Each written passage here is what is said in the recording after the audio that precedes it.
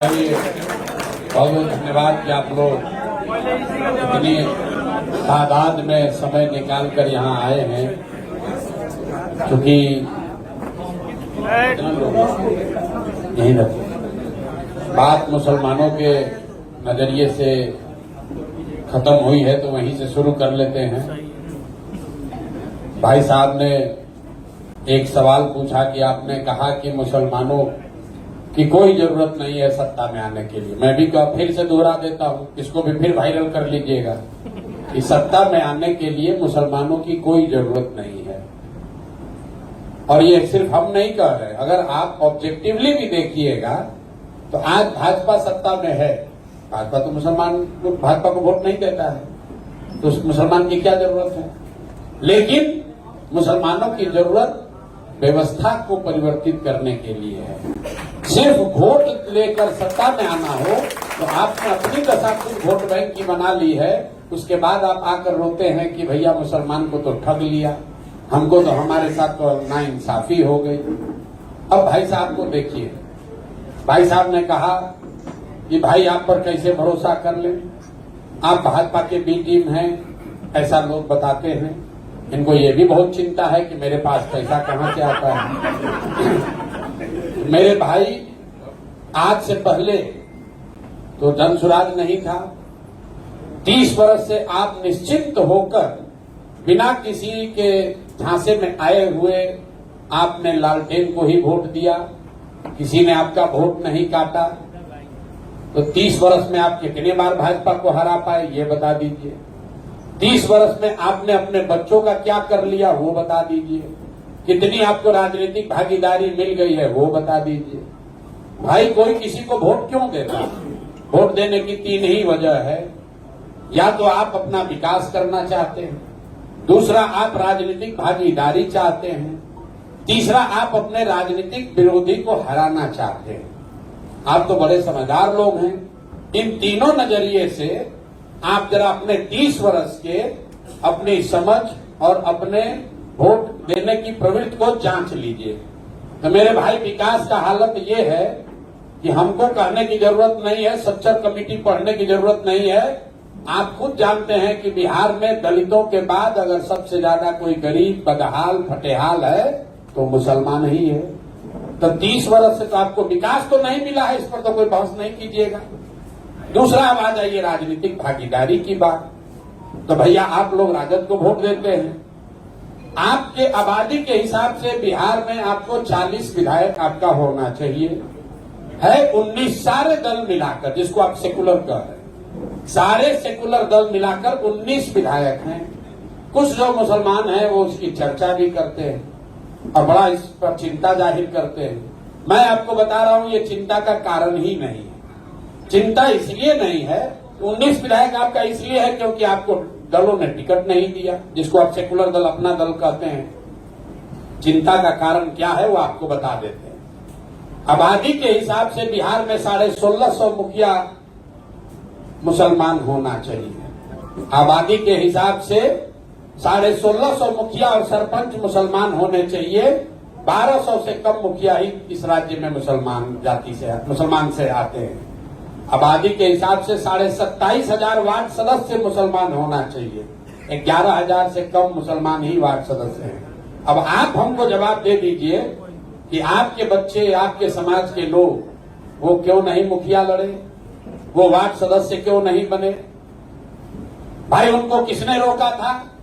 उनको उस मानसिकता ने रोका है जिसकी आप इतनी तरफदारी कर रहे हैं। क्योंकि आज से 30 वर्ष में लालू जी जैसे पार्टियों ने आपको ये बता दिया कि आप अल्पसंख्यक हो, जीना चाहते हो तो हमारे पीछे रहो, लालटेन में किरासन तेल बनकर जलते रहो, खुद खड़ा होने की कोशिश मत करना। और आपको समझ में भी नहीं आ रहा। अब आप जितने यहां मुसलमान बैठे हुए हैं, आप तो बहुत सब पढ़े लिखे दानिश्वर लोग भी होंगे, जरा सोच कर बताइए, आपकी किस किताब में, किस हदीस में, किस आयत में ये बात कही गई है कि आप अल्पसंख्यक हैं?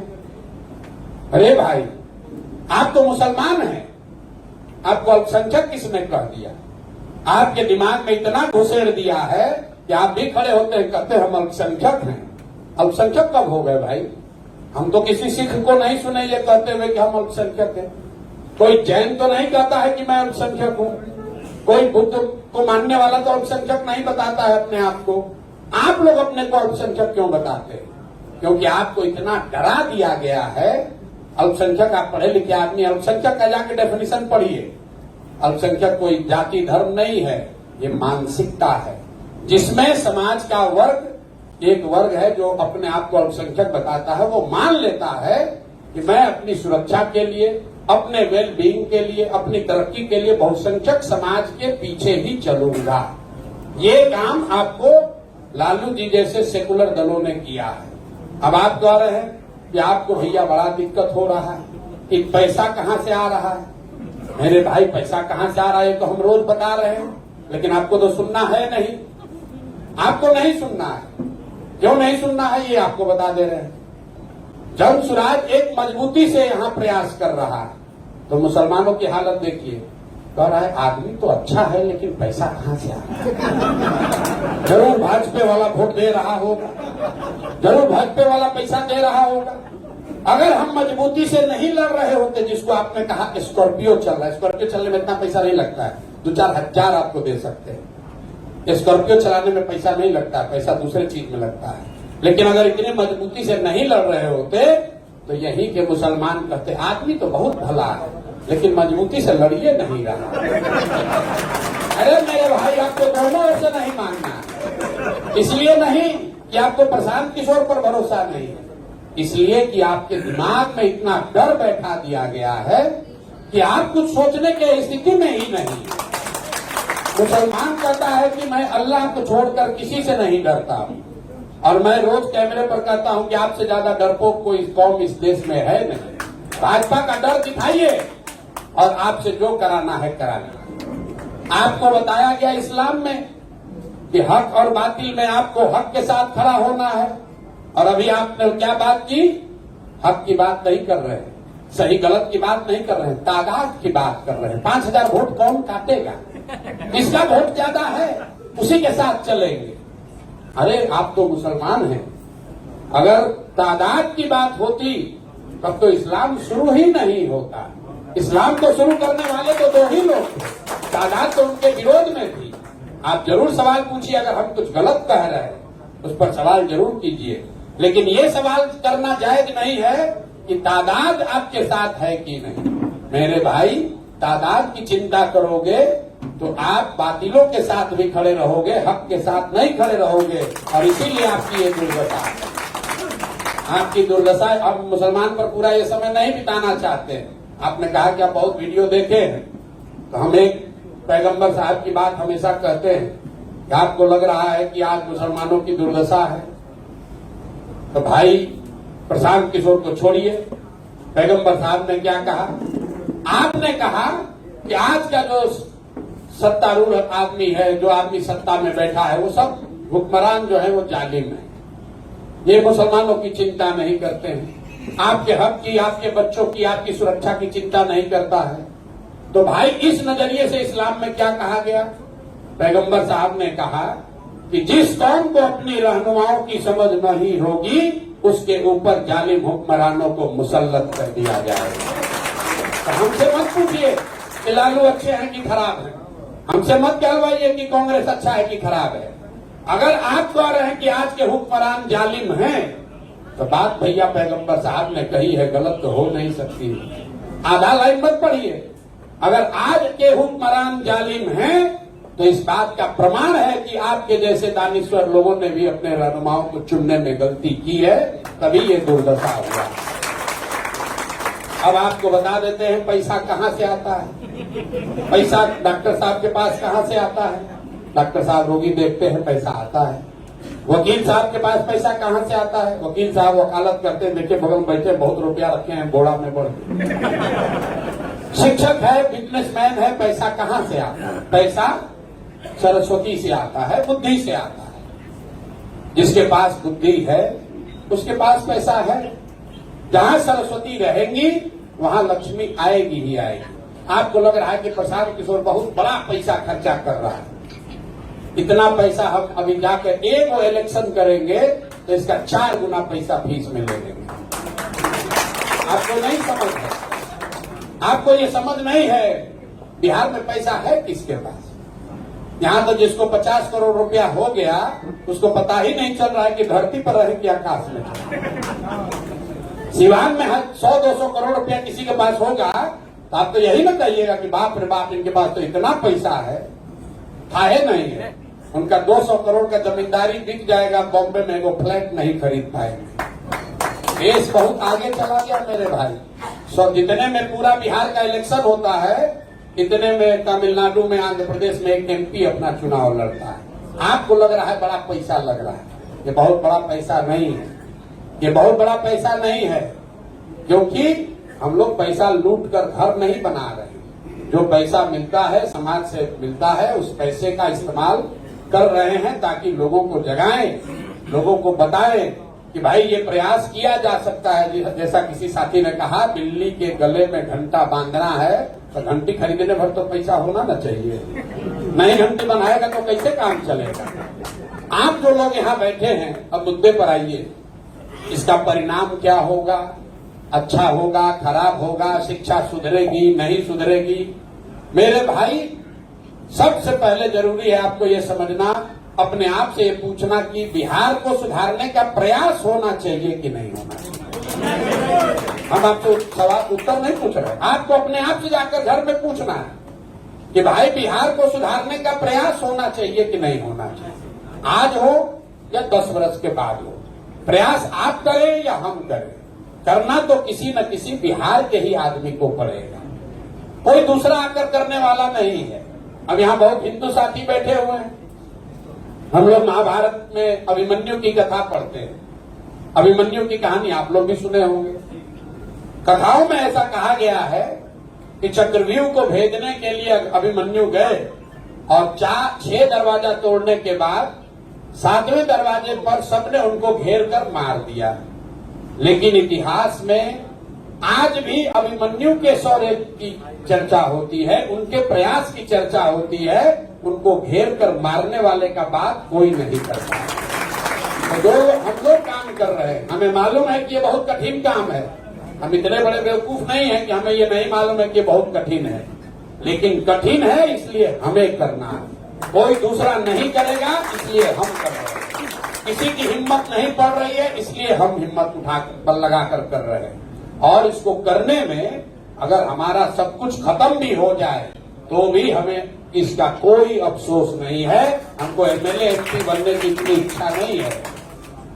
MLA MP बनकर, मंत्री बनकर जितना पैसा, नाम, शोहरत, पावर आप ले सकते हैं, उससे बहुत ज्यादा ऊपर वाले ने हमको दिया हुआ है।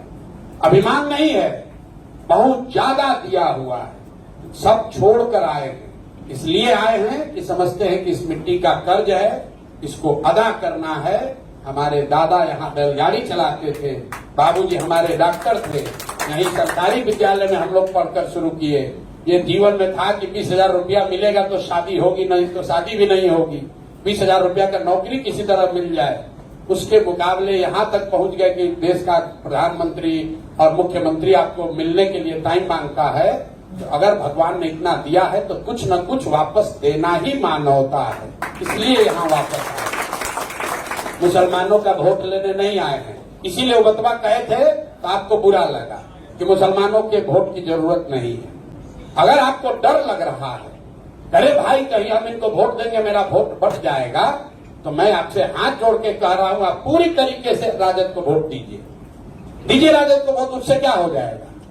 इसी बिहार में 80% हिंदू रहते हैं, तो अगर हमको आधा हिंदू भी वोट देगा तो भी चुनाव जीत जाएंगे,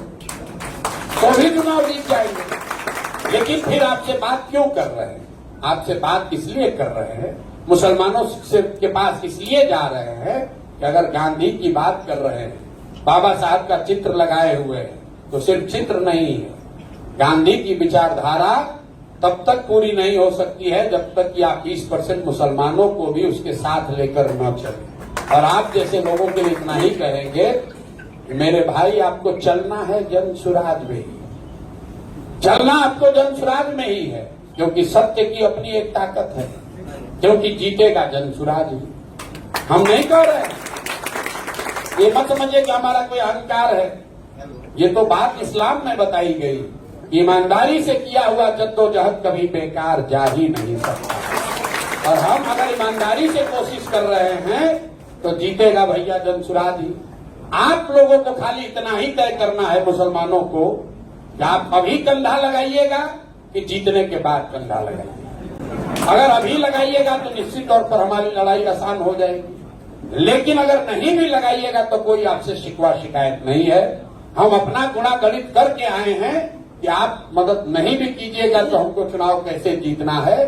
जीतने के बाद आपके पास फिर से आएंगे, आपकी मदद के लिए आएंगे, लेकिन तब आएंगे तो आपसे हर्जाना भी वसूलेंगे। अभी तो जब आपको मौका पड़ा था आप साथ नहीं दिए, तो जब जीत कर आएंगे तो हम शाकाहारी आदमी हैं, आपसे जीत का सेवई भी खाएंगे और आपको साथ लेकर चलेंगे भी, क्योंकि जनसुराज सिर्फ बिहार के लिए नहीं है। इसका नाम बिहार से जुड़ा हुआ नहीं है। जनसुराज में कोई भी सिंबल, कोई भी नाम, कोई भी विचारधारा, कोई भी प्रयास बिहार सेंट्रिक नहीं है। ये बिहार से शुरू हो रहा है, लेकिन ये बिहार के लिए नहीं है। गांधी जब यहाँ आए, उन्होंने चंपारण में सत्याग्रह किया। सत्याग्रह से देश को आजादी नहीं मिली, लेकिन सत्याग्रह से देश को ये हथियार मिला, ये विश्वास हुआ कि ये भी एक तरीका है जिससे अंग्रेजों को हराया जा सकता है। तो बिहार में जो हम लोग प्रयास कर रहे हैं, अगर इसमें सफलता मिली तो निश्चित तौर पर विचारधारा के आधार पर आगे भाजपा के सामने एक बड़ी मजबूत ताकत खड़ी की जा सकती है, और वो बिहार से शुरू होगी। और ये निश्चित जानिए कि होना ही होना है, क्योंकि जब बिहार में होगा तो पूरा देश का आदमी कहेगा जब बिहार में हो गया तो हम लोग तो कर ही लेंगे, क्योंकि आज बिहार को कोई चांस नहीं दे रहा है। ये मान ही नहीं रख रहे, बिहार में कैसे कर लीजिएगा। रह गई बात, अब आपने कहा भाई जनसुराज आएगा, किसी ने पूछा स्किल्ड कीजिएगा कि एजुकेटेड कीजिएगा। ये नया सवाल पहली बार हमने सुना है, इसलिए पहले इनका उत्तर दे देते हैं। स्किल्ड और